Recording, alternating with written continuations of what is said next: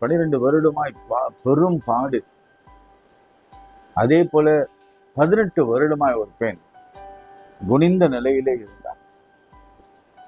சற்றேன நிமிரக்கூடாது.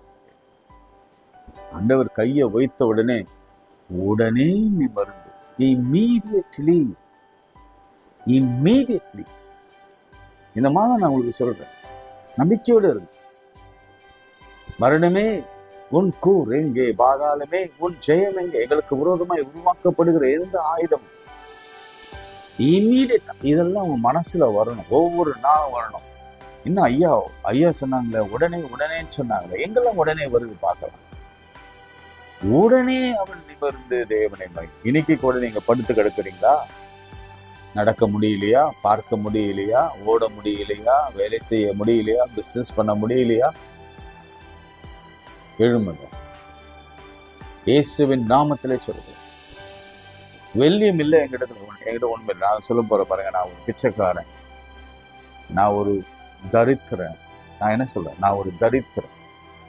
நான் ஒரு ராசி இல்லாத, இப்படின்னு எனக்கு எது வேணும்னா நீங்க பட்டம் கொடுக்கலாம்.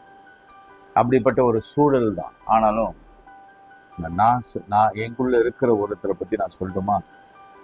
வெள்ளியும் இல்லை, பொண்ணும் இல்லை, என்னிடத்தில் ஒருவர் இருக்கிறார். அவர் பெயர் இயேசு. நசரேயனாக இயேசு கிறிஸ்துவின் நாமத்தினால் எழுந்து நட. அலங்கார வாசலில் உட்கார்ந்திருந்த அந்த லேம் மேன் உடனே எழுந்து குதித்து துள்ளி தேவனை மகிமைப்படுத்திக் கொண்டே உடனே ஆலயத்துக்குள் போனார். கர்த்தர் நடத்துவார், நிச்சயம் நடத்துவார். குறித்த காலத்தில் தரிசனம் வைக்கப்பட்டிருக்கிறது. அது முடிவில் உள்ளது. சில யோசிப்பாங்க, ஐயோ என்ன வாழ்க்கையே போச்சு, 8 மாசம் பிறந்துச்சு, வாழ்க்கையில ஒண்ணுமே நடக்குது. ஆமா, சடுதியா ஒரு வெளிச்சம் உங்களை பிரகாசிக்கும்.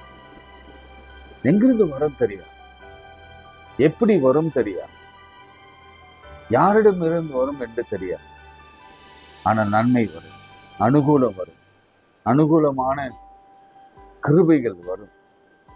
அப்படி அனுகூலம் பண்ணுகிற நடுவே நான் வாசம் பண்ணுகிற நாள் வரும். எதிராளிகள் இல்லாத நாட்கள் வரும். நமக்கு விரோதமாய் நின்றவர்கள் இல்லாத போகிற நாட்கள் வரும்.